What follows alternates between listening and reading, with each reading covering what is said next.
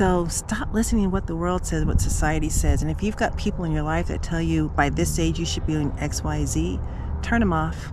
Sometimes that can be people closest to you. Sometimes that can be people that are related to you. First have that conversation with yourself to know that you know beyond a shadow of a doubt what your path is at this stage. Also know that your path in your 20s may not be the same in your 30s and 40s and 50s, and that's okay.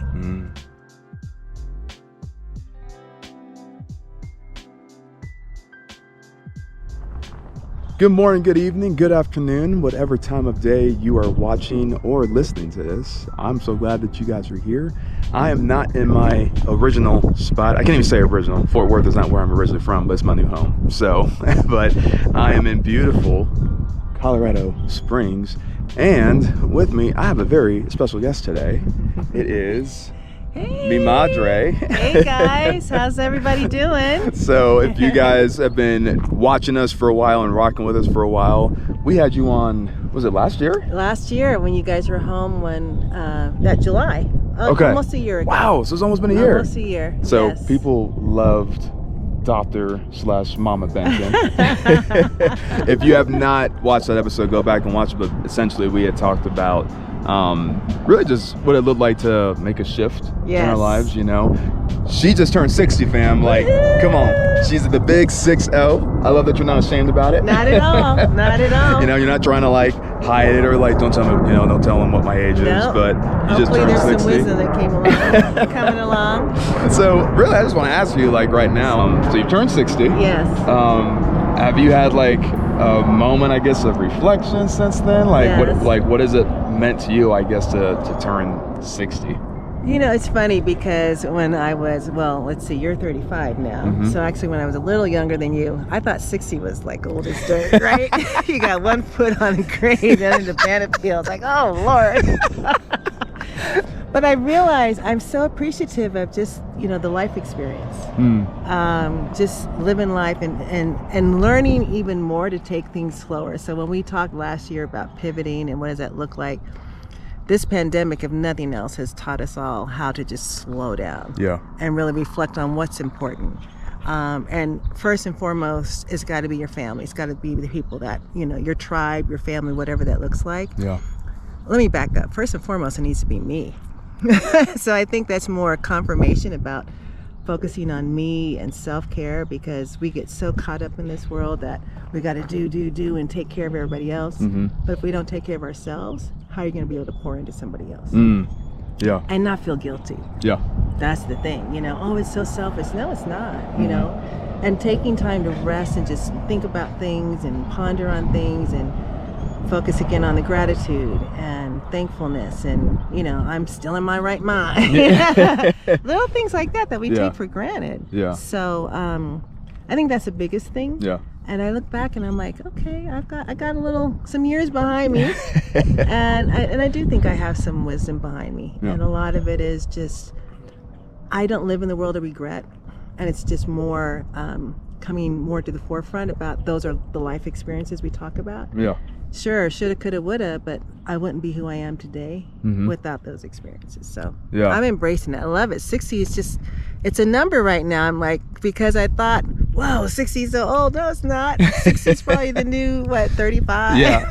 Well, I don't know. Well, you would know better than I would. Well, what I love what you said is, because this is something that you, Jimmy, and I, actually, we can keep walking if you want. Sure. But it's something you, GB and I were talking about yesterday was, and even with our other friends too. Yes. With a shout out to Erwin and Corey. Hey guys. But when we were catching up with them and doing brunch, just the difference between selfishness. Yes. And then what one of my teachers taught me, self-stewardship.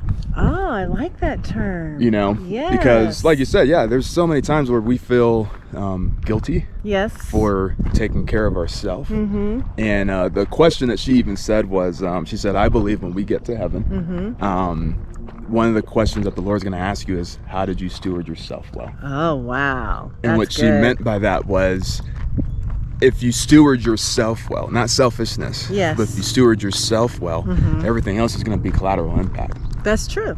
So totally if I'm so you even use language like, well, you didn't say this, but this is what I heard.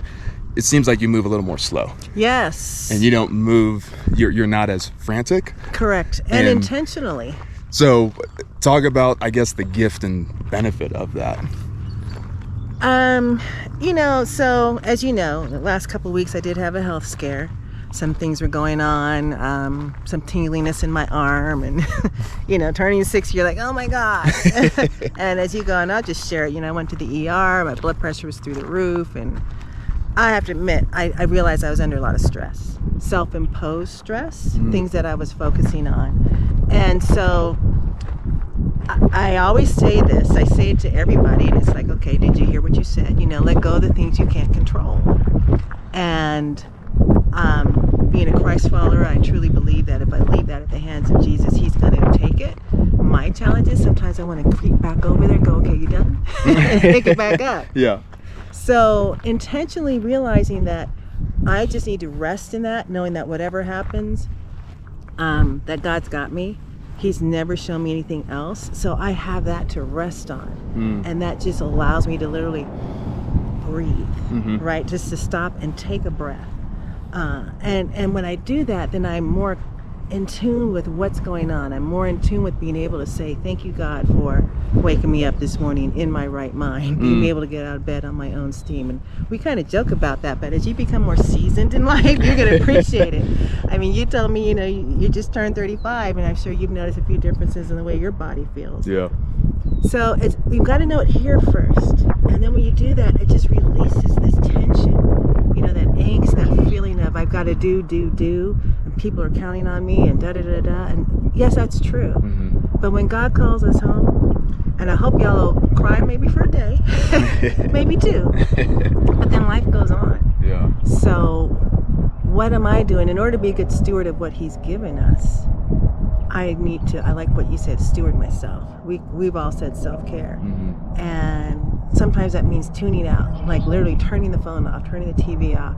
But you have to be intentional. You got to decide, like, I normally don't have my phone on vibrate or so I can hear it. That's a decision. You can decide, is it really that urgent? There's only a few people that I'm going to pick up that phone for that I know it's important. And that's you, Daddy, Kayla, Juby. Those are the first four. Any other family members? Probably, because they're not going to call me in the middle of the day, But otherwise, let it go to voicemail. Let it, you don't have to say yes to everything. Probably a long answer. No, it's not. Well, here's what I'm asking. So I'm trying to do a better job, like as I'm 35 and, because, so I'm in this weird season right now. Because 35, I'm like, okay. I had him when I was 2. Oh no, I already told you how old am I? Never mind. No, it's all good. But so the season I'm in, because I've been in the Army now 12 years. Yes. And so now I'm in this place where when I go to these Army schools, yes. Before I was always the green one, the youngest one, and so I'm the one that's always asking all the questions. Yeah, I'm that guy. Guys, like when you're in the classroom, you're trying to get rid of, you're trying to end the class, and it's like, any more questions? I'm that dude. Oh, that was me. But I learned, I was like, when people get frustrated, I was like, I'll just go up to the teacher after. That was me. I was in the front row, like, and then turn around, like, y'all wanted to ask. I didn't care. I just did it. So that was me. I got my money's worth. But now, like, here I am, and I noticed this when I hit my 10-year mark. Yes. When I went to the chaplain school. This was my second time going through officer school, because I had to, not because I failed, I had to turn and go to another corps. Yeah, because you totally changed jobs. So but in this course, I knew more answers than I didn't. I had an answer to them, to the questions, more than me asking the questions. Okay. And so next thing I knew, I recognized people are coming to me for answers. Yes. Whereas before, I was looking for other people. Because you've been answers. In for 10 years, so you already had some seasoning. Right. So I'm in this place. So you were saying, like, it's a long answer. It's not. I think it's appropriate, because as I'm 35, I'm trying to do a better job leaning into people who are older than me. Yes. Because you guys have seen certain things that we haven't seen yet. And so maybe something else I kind of wanted to ask you. You can kind of take it wherever you want. As I'm 35, there's people maybe who are in their 20s. Heck, there's people who are in their 40s who are joining us right now and listening. Maybe 2 or 3 things, knowing what you know now. Right. What is something you wish you knew in your 20s through 40s that you implemented? That I implemented. Yeah, like maybe talk to your 20 to 40-year-old self. Right. So in your 20s, you know, you just want to go, do everything, try everything, etc. I think because as you know, I got married 22, had you at 25, Kayla at 28. So in my late 20s, I was already mom, career, etc. I think at that point, I was already realizing that you don't have to say yes to everything. You get this little thing in your head that's like, do you really need that? Do you really want that? Do you really need that house? And do you really, you know, what society says? And listening to that still small voice that says, no, you don't have to, right? You need to go at your pace. That's what I really wish I had known. That you don't have to keep up with the Joneses. And on the one hand, I say that, you know, I really don't care what people think for the most part, but there's a small party that always does because you're like, what's so-and-so going to think? Yeah. So as much as you want to stand on your own decisions, keep your circle of influence close, the people that you know that you can trust that help you speak into your life. But yeah, just listen to that still small voice that you don't have to try everything just because the world says, well, you're in your 20s, you should try it so you can figure out what you want and don't want. Same thing as each decade comes. When I hit 30, I was, oh my gosh, this is the rest of my world, this is the rest of my life, which is strange because I'm married, 2 wonderful kids in my career. That's right. You said 30 was hard for you. 30 was hard for me because I thought this is it. And again, it's going by what society says. So stop listening to what the world says, what society says. And if you've got people in your life that tell you by this age you should be doing X, Y, Z, turn them off. Sometimes that can be people closest to you. Sometimes that can be people that are related to you. I was going to say, I'm glad you said it. Let's unpack that. Yes. So I don't know if practical is the word I want to use, even though like we like to talk about some practical things on this channel. But I don't know, like what's some feedback, encouragement, or maybe challenges you have? Because there's probably people right now who's like, it's maybe their parents, that grandparent. That's right. You have legacy, you know, maybe it's cultural. Exactly. You know, we grew up heavy around Asian culture, you know, specifically Chinese, Japanese, Pacific Islanders, Filipinos. And so I can, now I'm married, you know, to an Indian. Yes. So I appreciate even the Asian family dynamic culture, you know, behind that. But yeah, just what does that look like, I guess, for us to turn that off? What are some things we can do? That can be challenging. I get that, because depending on your culture, your background, etc., you feel like you have a duty to honor X, Y, Z. And so what I would say is, first have that conversation with yourself to know that you know beyond a shadow of a doubt what your path is at this stage. Also know that your path in your 20s may not be the same in your 30s and 40s and 50s, and that's okay. Because our generation of parents, my parents, you know, they have one job and that's it for life. And I've heard so many times where people literally hate what they're doing. But going back, have that conversation with yourself first to know what your path is. And then sit down with your loved ones and have that conversation. Say, you know, I have something really important I want to share with you. I'm going to start off with, you know, saying you guys know how much I love you and honor and respect you. And for us, because we're people of faith and we're Christ followers, you know, this is that still small voice that God put in me, and I know this is a path I need to take, and I would love your support in it. Know that you may get that answer that says I can't support that, and that will hurt, but also know that if God told you to go this way, that's where you need to go. And hopefully eventually those loved ones will come back around, and you pray for that. But know that you've got to follow. And it's not like just follow your heart. That's different. I think people say, you know, if it feels good, do it. No. Definitely don't do that. Definitely don't do that. If it feels good, do it. Can we walk a little bit? Sure. It's all the days we're here in Colorado Springs, it's been like in the 60s, and today's gorgeous. In the 50s. But, you know, when you stand in one spot, that heat's beaming down. So go get some shade. You know, if you got it, flaunt it. If it feels good, do it. Absolutely not. You will regret it. I promise you. So that's definitely I would tell my 20-year-old self. Don't lean into that. Yeah. But you've got to be clear on what that path is, right? And then you sit down with your loved ones and you have a conversation and you pray about that first, and you hope that they'll understand. But know that they may not, and that's okay.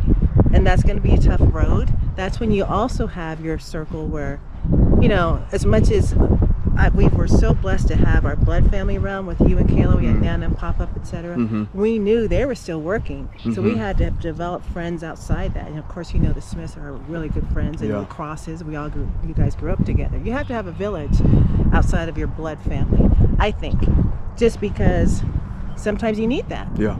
And so when you make these choices that may not fall in line with your family beliefs and culture, etc., hopefully you have those other folks there to come around you and encourage and acknowledge and remind you that you're following God's call. Yeah.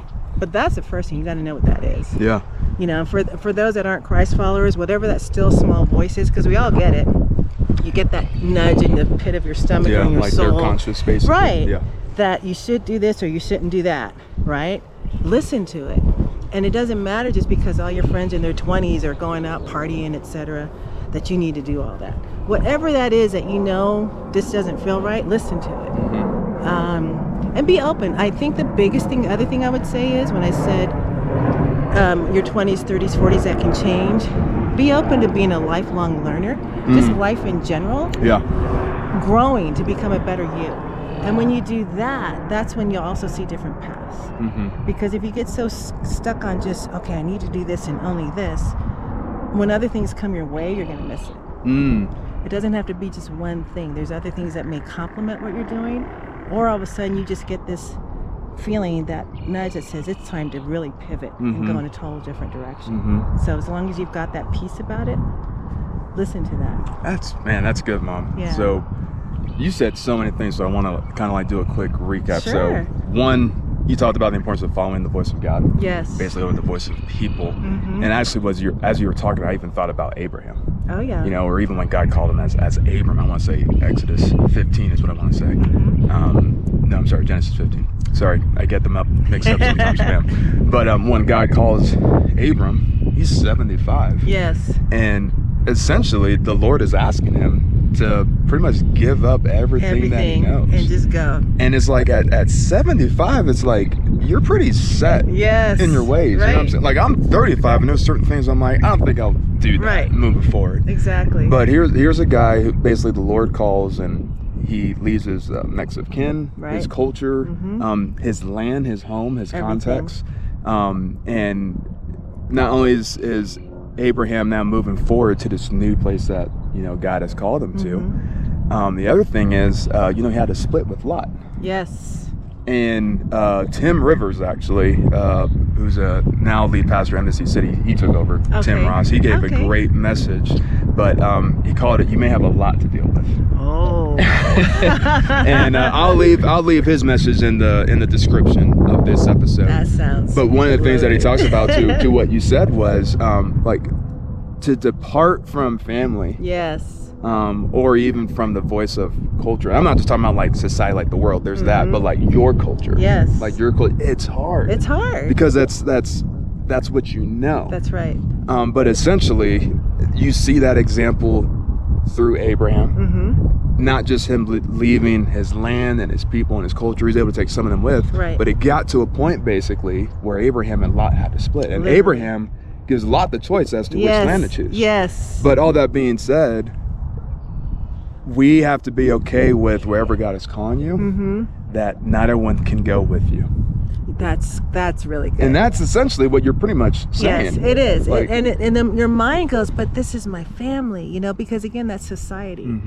And I'm not saying... and we love them. Right. And so we want them. Don't get me wrong, I'm not saying turn your backs. Yes. Sometimes I know God calls us to certain places, and when the closest people around you don't align with that, I choose to be okay. And it doesn't mean I'm not going to love them any less. Sometimes you have to put some distance there. But you have to, I think, you miss out on so much if you don't follow that still small voice. That can happen in your, you know, some of our young teens. It amazes me. Some of these young people, you know, our tweens and our teens and young adults. So that's what I would say. It's just, you know, lean into that. Yeah. And really try to stay away from what the masses are telling you to do, even your really close friends sometimes, because they're not hearing what you're hearing. Yeah. And the other thing that I've learned that I also would say is when someone comes to ask you for advice, try to walk in their shoes, and instead of giving them advice, ask questions. And I got that from you. Yeah. But empathy is so important. It's easy for me to go, oh my gosh, did you hear so-and-so quit their job and they don't have another job, and what are they doing, and da-da-da-da, because why? The world says we're not supposed to do that. But going back to your example of Abram, basically God told him to go. Mm-hmm. He didn't tell him where to go. Mm-hmm. Same thing with Jonah. Mm-hmm. Mm-hmm. He told Jonah where to go, and Jonah's like, not having it, right?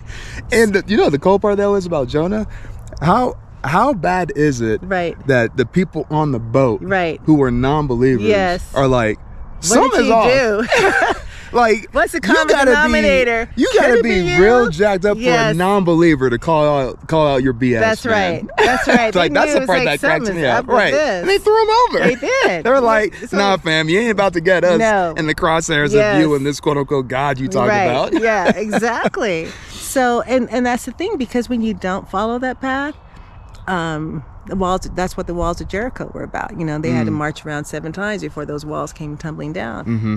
He will send you around another wall. So recognize the signs and symptoms too. If you feel like your head's literally butting up against the same obstacle, hello. It's kind of like when the plane's coming in and the people have those little crossed hair thingies and they're waving the plane in where to come. That's God trying to show you, nope, that's not the path. So I know I'm kind of repeating myself, but just lean into that. Yeah. That's what I tell my 20s. And every decade, I'm realizing that, wow, this is really cool where I am. And continue to reach out to have mentors, people you can trust in. They don't always have to be older than you. This is one of mine, okay? And then also be willing to be a mentor to someone, because when you can share some of your knowledge, it's God speaking through you to somebody else. Yeah. Not like I have all the answers, but when you're able to share things, it makes a big difference. So no matter how old you are, your 20s, your teens, you can just share some of your experience. So what you were talking, matter of fact, do me a favor. Sure. Take over real quick holding that. So as you were talking, I thought of this story in Acts chapter 5. Okay. And it's Peter and the apostles. And basically they're released from prison and they're given strict instructions to stop preaching and teaching the gospel. So I gotta read a few verses, but it's Acts chapter 5 verse 25. It says, then someone arrives with startling news. The men you put in jail are standing in the temple teaching the gospel. The captain went with the temple guards and arrested the apostles, but without violence, for they were afraid that people would stone them. Then they brought the apostles before the high council, where the high priest confronted them. It says, we gave you strict orders never again to teach in this man's name. So far, the captain, the captain with the temple guard, basically is saying, like, didn't we tell you? Right. Cut it out. Right. and to what you're saying, here, granted, I'm not saying like our family has like temple guards or anything like that. However, like the temple guards, we have people that are going to come to us like, didn't I tell you? Yes. Like, this is the thing I told you to not do. Exactly. And Peter, in good old Peter fashion, in this case, in obedience actually, is doing the opposite, right? So he says, we gave you strict orders never again to teach in this man's name, he said.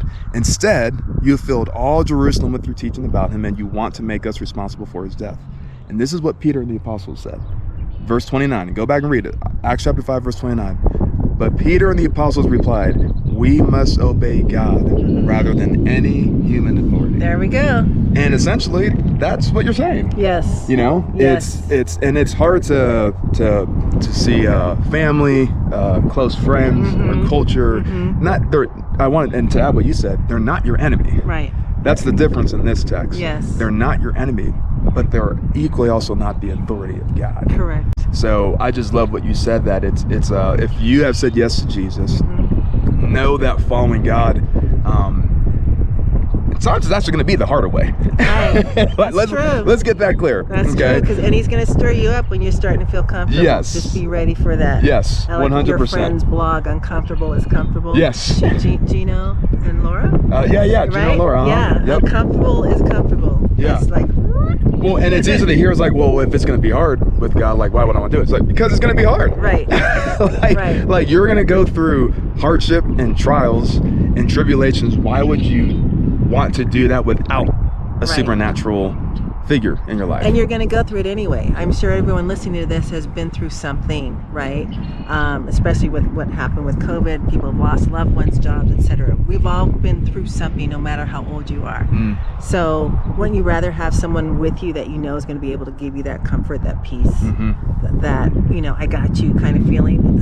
It's going to happen. And it will happen multiple times. And I think the more that we are exposed to that and know that we have someone to lean into, Holy Spirit, Father, Jesus, it really does give you that peace that, first of all, we aren't in control. You do know that, right? There's very many little things we have control over, but I do have control over my thoughts. And my thoughts dictate my actions. And so I can either be upset and stress out, and I know that's what added to my health issues, reason why I ended up in the emergency room. I'm good to go, people. I'm good to go.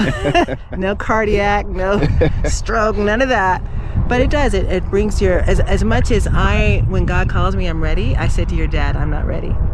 I know when he calls me, I'm ready. And that's because, you know, I feel like I still have so much to live with you guys and everybody else, you know, the people that are closest to me. So I can control me. I can control how I respond, and that's the most important thing. All right, so one of the things you said was, you know, that as you turned 60, you had your health scare a little bit, having a thought like, man, on one end you're like, hey, if the Lord calls me, got it, I'm good. But on the other end you're like, man, I don't know if I'm not ready to go yet, you know? So she doesn't know what I'm about to say, y'all. All right. So, but this whole conversation she has, she doesn't know. This has just been Holy Spirit led, and this has been cool. So I've been listening to a message by the same guy I was talking about, Erwin McManus. Oh yes. He pastors a church called Mosaic out of LA area, and so he's in his early 60s now. But he wrote a book called The Last Arrow. What, arrow? Like bow and arrow? Yep, like a bow and arrow. And so the concept of the last arrow is, and I'm saying it in my own words right now, but when you think about, you know, a bow and arrow, when you draw it back, you know, you release it. Yes. Okay. And so he's kind of equating like arrows in terms of what are things that you have that we need to release for the world. Okay. That's good. But it's given to us really by the Lord. Right. And so I'm kind of going back and listening to, he kind of did a continued series, I guess you could say, because he basically had some additional thoughts ever since he wrote the book. Yes. So Philippians 1, starting at verse 20, was kind of his guide verse. Okay. And it's when Paul says, "For I fully expect and hope that I will never be ashamed, but that I will continue to be bold for Christ, as I have been in the past.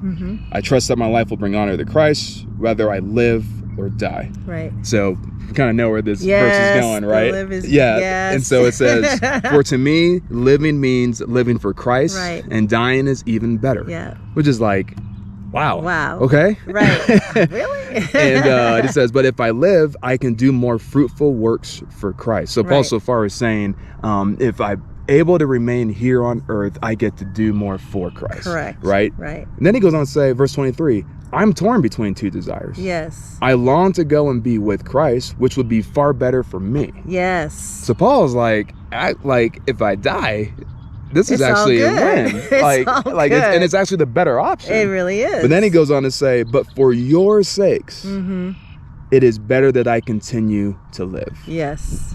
So, Erwin McManus, what he says too in this message, and I'll probably leave a link to that one too in this one. But what he says is what Paul said. We here to live is for Christ, and to die is for gain. Yes. But really, this is where Erwin challenges us. He says, but what Paul is actually saying is to live is for Christ, and to die, actually, I'm going to live better than ever. Yes. You know, so he's saying, I live if I stay, and I live if I die. That's true. It's the best of both worlds. Right. And so the concept he was saying is, because he had cancer at the time, and so for him, Erwin didn't fear death, because for him at that point, he felt that he had done everything the Lord had told him to do. Okay.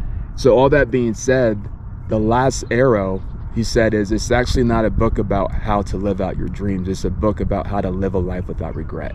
Yes. And essentially what he was saying is, most people don't fear death. They fear dying, regretting not doing the things that they were supposed to do. The things that were left undone. So I gave a lot.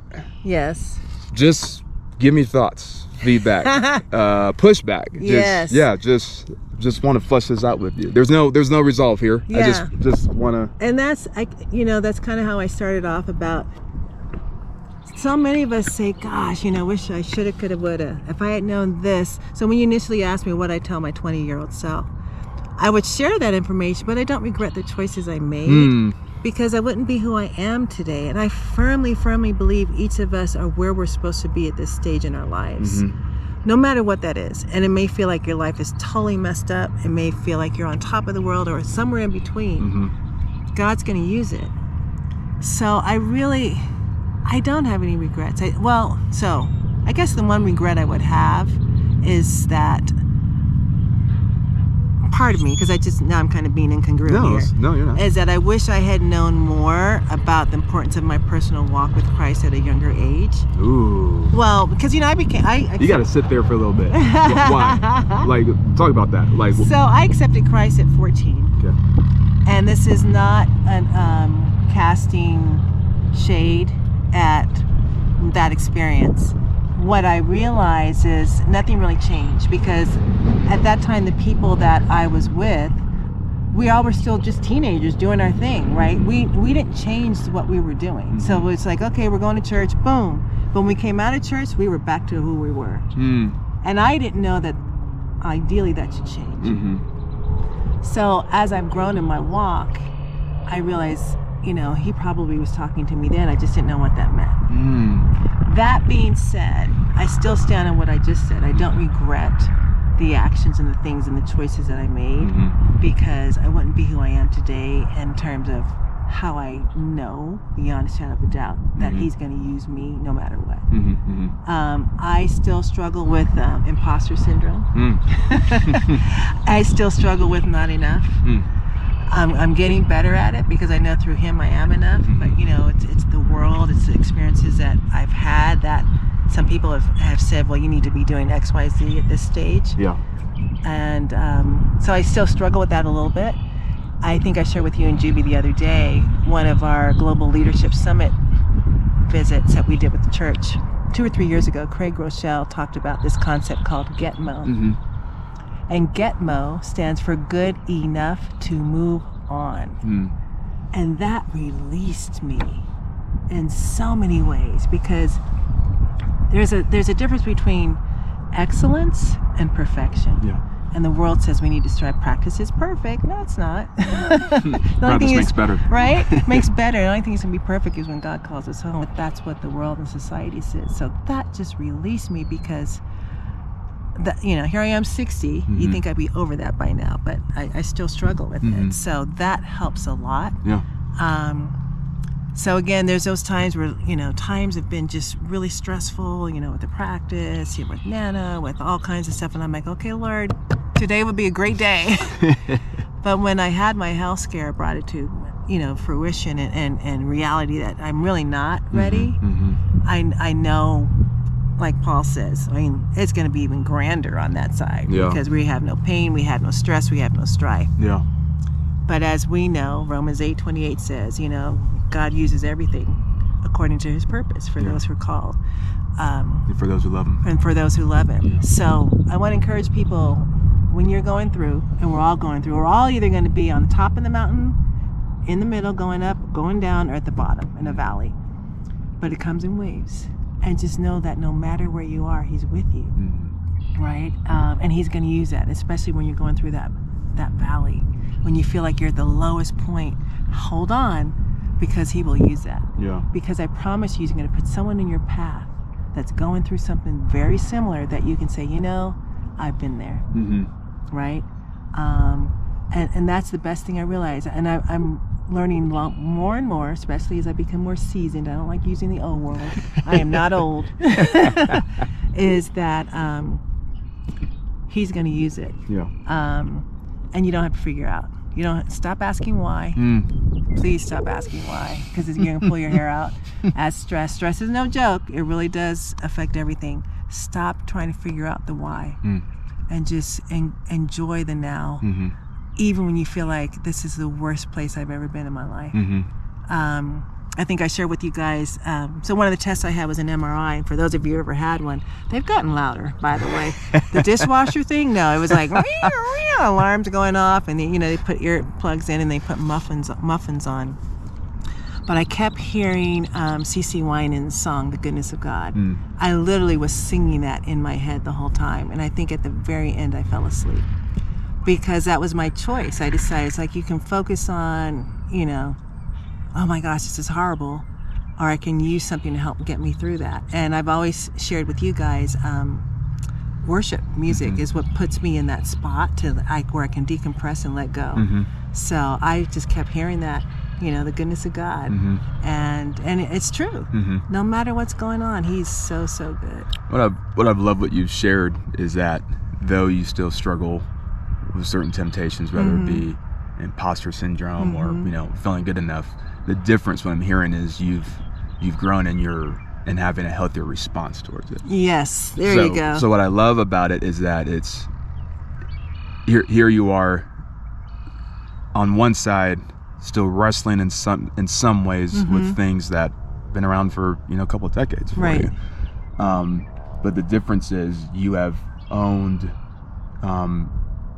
your response towards it. That's right. And that's massive. Yes. And what I like about that is because sometimes a couple things. There are times where the Lord can completely deliver and remove, that temptation, those internal struggles. Then there are other times where I think of the thorn in the flesh, or the thorn. Yes, and He didn't remove that thorn. Right. And Paul begged and pleaded 3 times.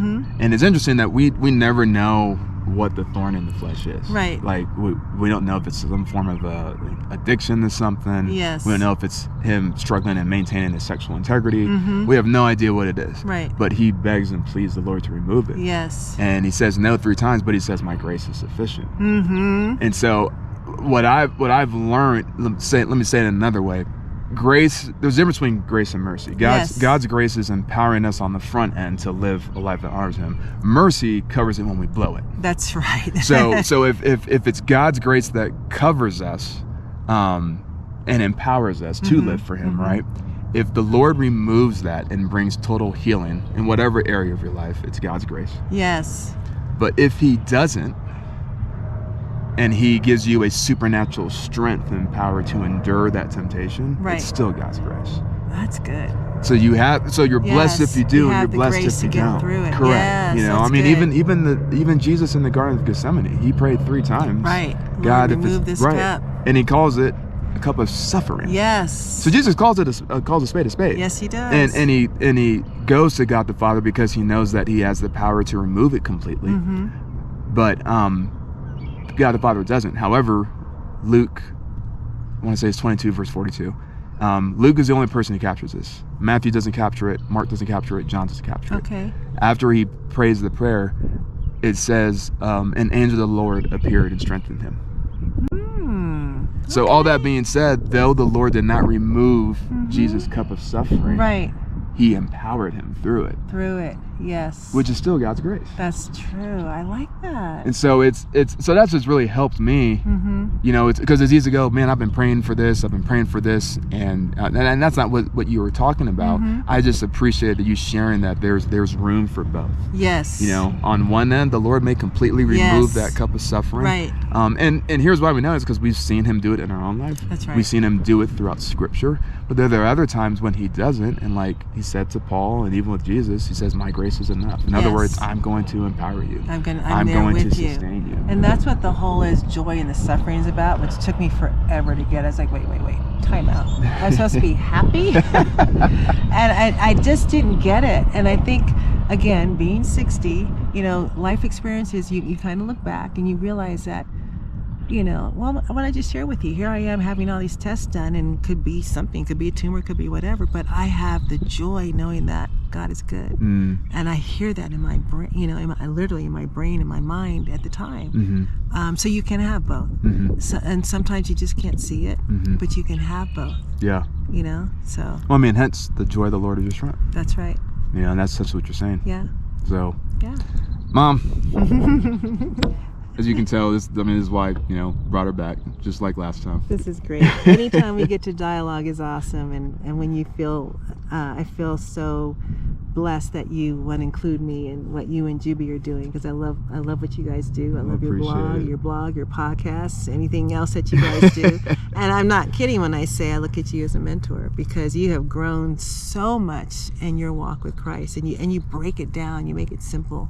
And when you guys have your podcast and your blogs and your video, etc., you're coming from the heart and you just break it down. I've had so many of my friends reach out and say, oh yeah, I heard your son and your daughter-in-law's podcast, and now you guys are doing it on video. Yeah. That's what it's about. So you're never too old, you're never too young, it's never too late. And just hang in there. Whatever's going on, just hang in there. You will get through it. Yeah. Awesome. Yeah. Thank you. Well, on that note, y'all, thanks for joining us. And hey, for real, if y'all like this, please comment below. Go ahead and leave reviews, whether it's on Apple or Spotify. And actually, the greatest gift is actually sharing. Yes. Share it if anything stuck out to you. Screenshot it, post it, maybe a quote or a takeaway, a couple takeaways. But share this with anyone if you felt this was life-giving, with a friend, someone you know needs to hear it. But Mom, love you. Love you too, sweetie. Thank you so much. Peace out. Later, guys.